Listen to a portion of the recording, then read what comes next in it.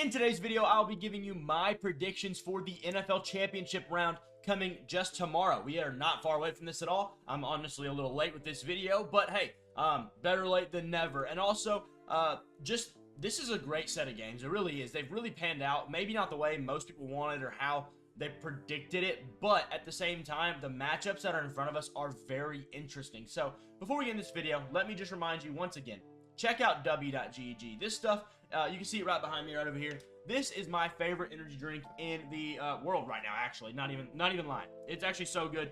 There's 30 servings in each one of these tubs. They cost about $35, and so if you do the math, that's just over $1 a drink. You go to the store, gas station, whatever, bang, Red Bull. Those are like $3 or $4. So, cost effective for one. They also taste great. They don't have that really chemically energy flavor like most every Red Bull, Bang Energies, all those do. They're really just great. So check them out at w.gg. That's their website. Or click the link in my description and use code SHREDDER for 10% off your order of anything on their website. And now let's get to the video.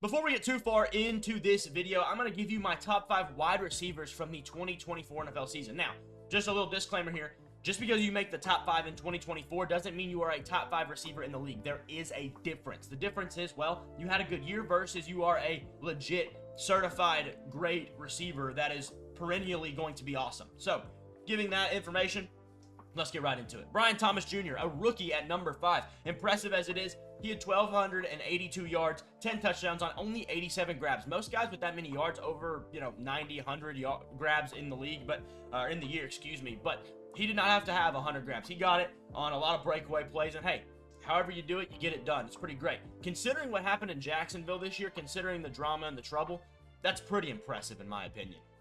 Number 4, we got CeeDee Lamb. CeeDee Lamb is obviously a really good wide receiver. I mean, you'd be tripping if you said anything else. He only had 1,194 yards only, right? And 6 touchdowns on 101 catches. But he also missed more games than most everybody else on this list. And the guys that might be left off this list, you'd be like, hey, why aren't they in the top 5? They had more yards than CeeDee. Well, CeeDee's CeeDee for number 1. Number 2, he didn't play as many games. So if you consider that, and he'd probably bumped up to almost 1,500 yards, yeah, CeeDee is still him, no question about it. Number 3, Amon-Ra St. Brown. You really can't leave off the best receiver on the best offense in the NFL. So that's 1,263 yards for Amon-Ra. That is 12 touchdowns for Amon-Ra, and that is 115 catches for Mr. St. Brown. That is an incredible season, no matter how you slice it. It really is. 115 grabs. I believe he was like 2nd or 3rd in the league on that.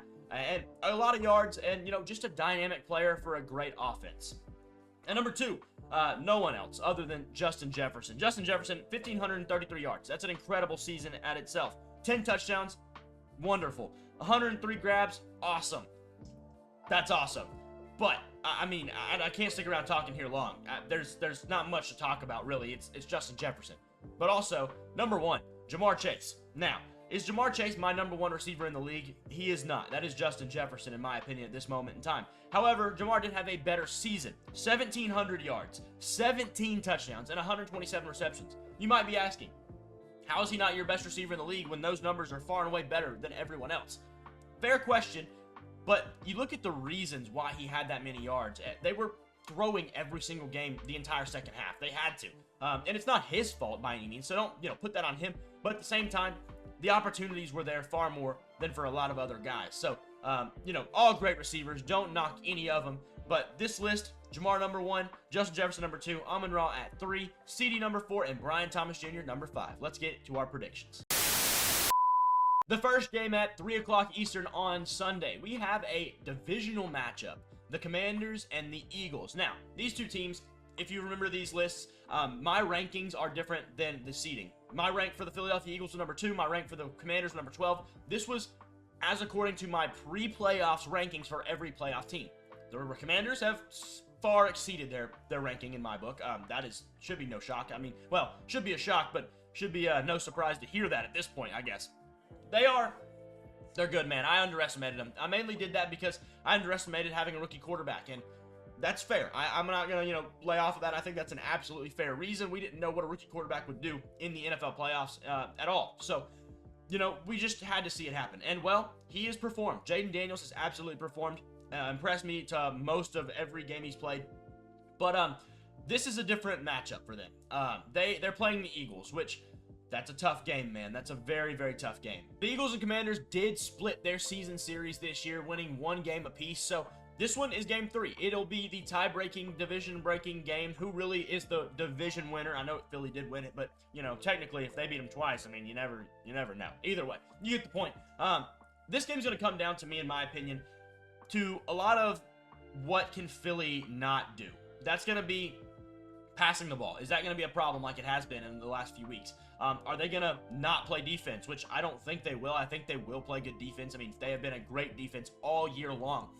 But I don't think, honestly, the Commanders will win this game if Philly plays like Philly. I just don't think they can. Philly has the experience. They have the talent. They're just a better team overall. The difference will, in my opinion, be, does Philly beat themselves? And that's going to be a big question because we've seen struggles where it looks like they're capable of beating themselves very often. So that's a big question. They need to get A.J. Brown involved early and often.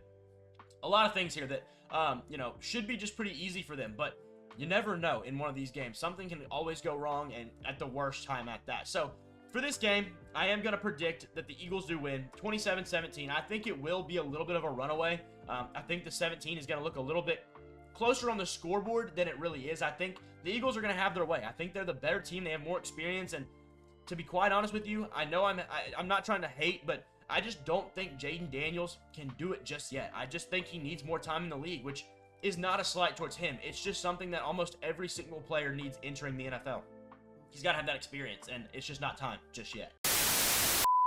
And you could almost call this one the Super Bowl. This one right here is the game of the year. It really is. This is going to be, hopefully at least, hopefully it doesn't just come out and somebody curb stomps the other, but no, this game is probably what everybody assumes is effectively the Super Bowl. Kansas City versus Buffalo. Kansas City, my 4th-ranked team, mainly because of their offensive struggles. Buffalo, my 3rd-ranked team, okay? Their defense has a little bit of a lackluster nature to it. Not to mention, they're going to be dealing with quite a few injuries in this one. Taylor Rapp out. I think most of their safeties. DeMar Hamlin might even be hurt. I feel like that's correct. I could be mistaken, though. But these two teams, they've obviously got a lot of history. There's obviously a lot of stuff going on here. And, you know, I'm tired of the Chiefs, to be quite honest with you. I am a hater at this point, mainly because of what happened last year when they played in the regular season. And the whole Kadarius Toney lined up offensive offsides, and then Mahomes whined about it, too, in the post-game handshake with Josh Allen. That made me an absolute hater because there is no room for that. Josh Allen has never whined when he never got his chances against Mahomes himself. He's never whined about it. And, yeah, that really just kind of, that's it. That's all I need to say. Anybody who's not a Chiefs fan should effectively root for the Bills every single time this happens, even Dolphins and Patriots fans and all them. So, either way, getting to the game. The offense here, this could really go either way. The Bills' offense is incredibly weird. They don't necessarily, you know, Josh Allen is so good that they don't even have to rely on Josh Allen. The meaning that he is so good that everyone else can just do whatever because the defense is solely focused on, is Josh Allen going to run or throw this ball? Because if he does, we're probably screwed either way. But, you know, letting James Cook run, that's how you lose. It really is. You kind of have to limit it to Josh Allen. You kind of have to take away everything else. That way Josh Allen has to win it. And not to say he can't win it that way because he probably could, but it will be harder when there's no one else really producing. That's one thing I am worried about. There is not a lot of veteran talent here on this team. That could be very concerning. You know, Khalil Shakir is a middling receiver, which is as good as that can be. Dawson Knox and Dalton Kincaid. I mixed those two up. They're both decent tight ends, but yet to be seen from a lot of things from them. Receiving options outside of that, you're looking at just menial talent, to be quite honest. The Chiefs, that same thing, really. Menial talent outside of Travis Kelce. And then defensively, that's where you're concerned. But, you know, the big matchup for this game is going to be the Kansas City defense versus the Buffalo offense. That's going to be where things really come out of this game. Can Buffalo put up points? That's the big question. I think they can. I think they're going to get it done. This is it. 34-32. Buffalo finally gets theirs. They get to the Super Bowl for the first time since the late 90s, if anything. This will set up a Super Bowl in New Orleans consistent of the Buffalo Bills and the Philadelphia Eagles. The Super Bowl that I have been calling for for 2 years now. Go back to my preseason predictions of the awards and what's going to happen. My Super Bowl teams for the last 2 years have been Buffalo and Philadelphia. They're both great teams. And, you know, nobody thought they'd make it this year. I did, but not a lot of people did. They thought after losing Diggs, after losing Micah Hyde and Jordan Poyer, they thought it was over for them. I thought it was a addition by subtraction, and that's exactly what it's proven to be. Philly, they were really good the last 2 years. The last year, they just had some issues internally, must have been. Couldn't put it together. But this is going to be a great game, in my opinion, if this is what we get. This is, in my opinion, the best matchup possible. Kansas City, Philly would be the second best, but I think this one right here, two teams that most of America wouldn't really mind winning. I think the majority would probably root for Buffalo, considering how rude Philly fans can tend to be at their home stadium. But either way, a great game here, a great season overall, guys. We're almost to the end of it, and it's kind of sad, not gonna lie. But either way, I appreciate you guys for watching. Make sure you hit that like and subscribe button. They don't cost you a thing, and they help my channel out a ton, and I will see y'all in the next one.